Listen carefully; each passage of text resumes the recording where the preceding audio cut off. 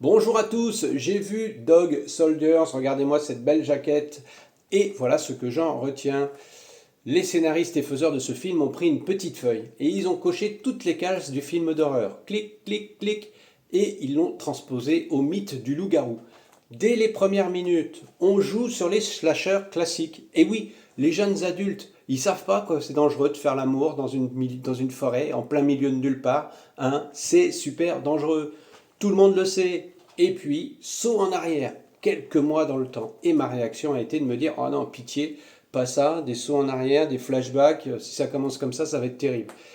Et en fin de compte, on revient rapidement quelques mois plus tard dans cette fameuse forêt, et là, heureusement, on arrête pour les allers et retours.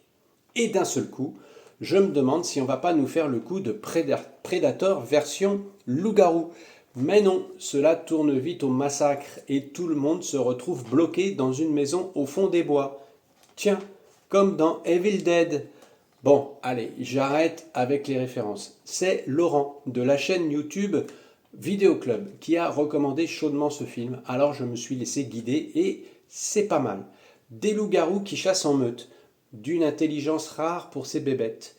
Le lieu de l'action déplacé en Écosse, c'est sympathique. Un survival qui arrive à tenir une certaine tension.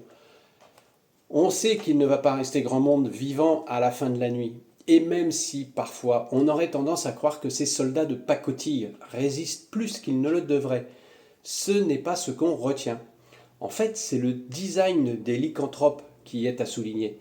Un vrai parti pris, une vraie bonne idée, je dirais. Euh, Puisque on les voit sans poils, juste une sorte de crinière autour de la tête. Pendant un moment du visionnage, lorsqu'on commence à nous les montrer, assez tardivement d'ailleurs, on se dit tiens c'est bizarre, il y a un truc qui cloche.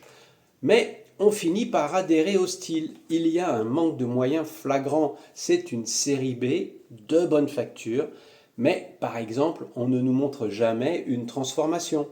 Soit la bête tombe au sol, cachée par une table, et elle se relève une fois que la transformation est effectuée.